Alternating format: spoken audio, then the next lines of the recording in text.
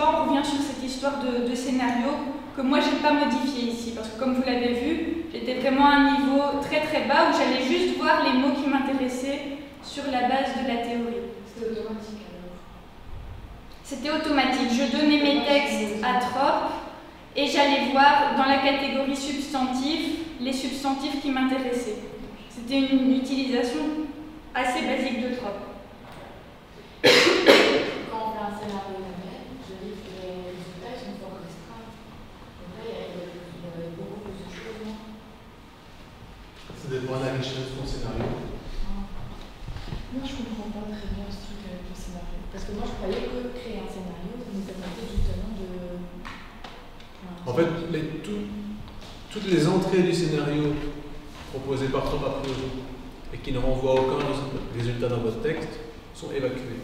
Donc forcément, votre scénario est réduit sur ce qui est contenu dans votre texte. Tout ce qui est résultat 0 est évacué.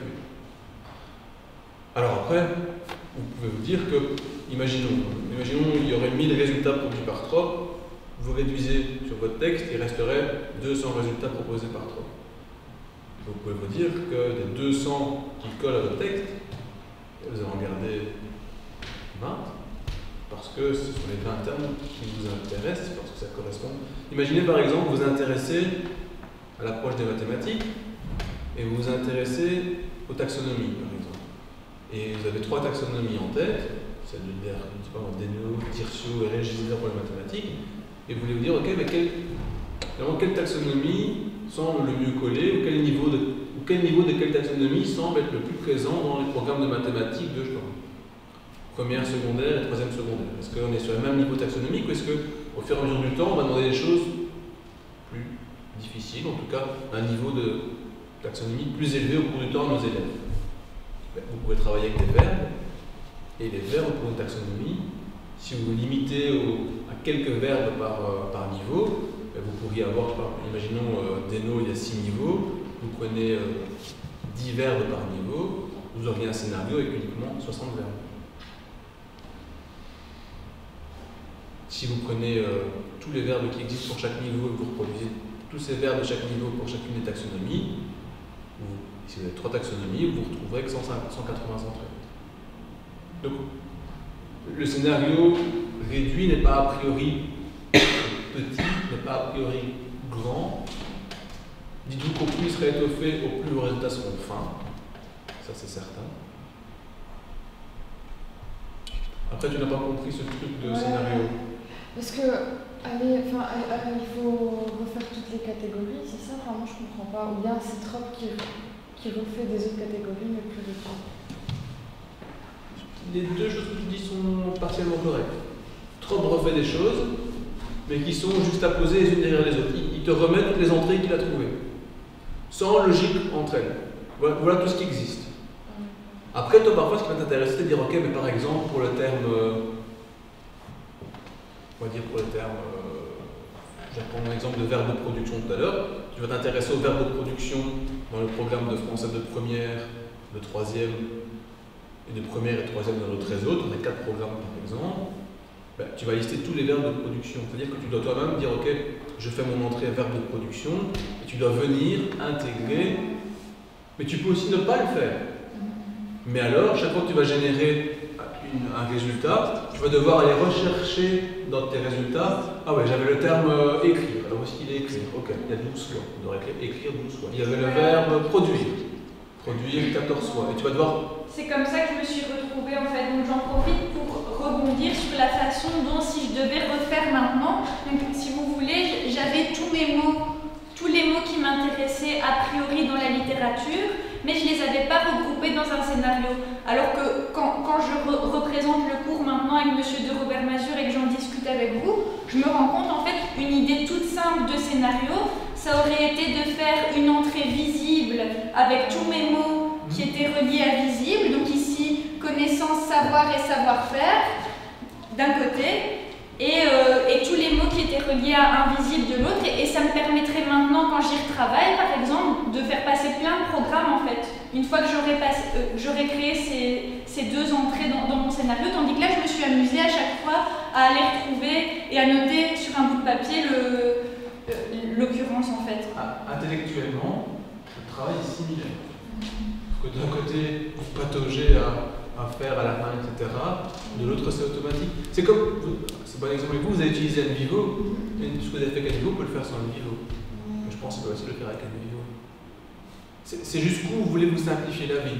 Alors, soit vous complexifiez un peu la vie au début de votre scénario, et après, la vie est belle. Ou vous vous engagez plutôt dans une dimension plutôt facile au début. On fait tourner, on verra bien ce qui produit, on prendra ce qui nous intéresse. Mais à chaque fois, vous allez devoir reprendre les éléments qui vous intéressent, les remettre dans la bonne famille, refaire vos comptages, etc. Tout en considérant que le scénario, vous le modifiez une fois, vous faites tout repasser, tous vos résultats sont régénérés automatiquement.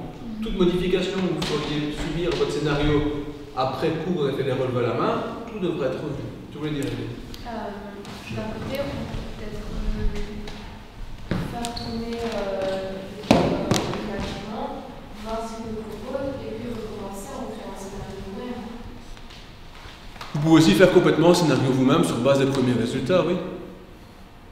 Tout à fait. Vous ne pouvez pas, a priori, mal faire.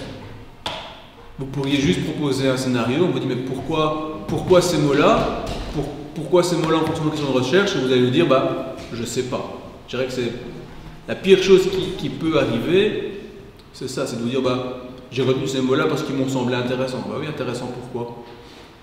Je sais pas. Voilà, c'est ça, que vous preniez, que vous changiez le scénario ou pas. Dans les deux exemples qu'on vous a montrés, c'était vraiment le choix des mots qui était vraiment crucial avant même d'utiliser trop en fait.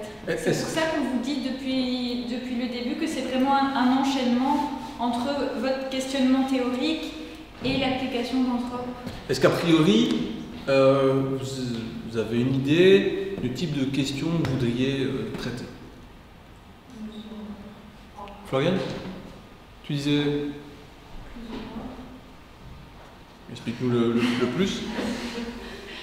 Mais tantôt on avait justement pensé aux maths dans les programmes, dans le programme catholique et un programme dans le primaire par rapport au taxonomie. Est-ce que je vais vous donner comme exemple la taxonomie? C'est ça semblait avec diction, ce serait. Et pour le coup, l'avantage d'une taxonomie, c'est que c'est une entrée par les verbes et que dans Trop, les verbes existent en termes de résultats. Par contre, imaginons si on analysait ça pour la 6e primaire, enfin, je suppose qu'on va se baser sur un niveau précis. À ce moment-là, on doit isoler tout ce qui concerne la 6e primaire dans le programme. Ça aussi, c'est une remarque intéressante. Dites-vous aussi que parfois, vous allez vous dire quel est mon document, ben voilà, il couvre la période X de la scolarité, mais vous allez devoir vous couper une tranche des gâteaux et dire je ne reprends que ça. Donc travaillez votre texte pour en retirer ce que vous voulez traiter. Et ce à partir de quoi vous voulez dire quelque chose. Parce que là, par exemple, quand nous venons le catholique vient dans le tableau, bah là on doit retaper absolument ce qui concerne les tableaux de la 6e, mais on est obligé de faire un travail de transcription.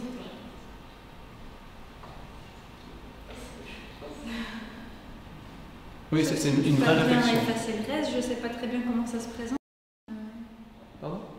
Ça dépend de son texte de base. Si elle... Apparemment, c'est les tableaux distinct. C'est les tableaux et il y a les cycles et on voit dans le dernier cycle ce qui doit être vu. En fait, il y a... Vous pouvez faire une transformation texte et voir ce que ça donne aussi. Hein. C'est peut-être pas catastrophique si vous voulez rechercher. Si la structure n'est pas trop modifiée, vous pouvez retrouver vos jeunes. Il faut voir, sans voir... Il vaut peut-être mieux transformer le texte et refaire de la mise en page. Faites un test sur 2 feuilles et voyez ce que ça donne.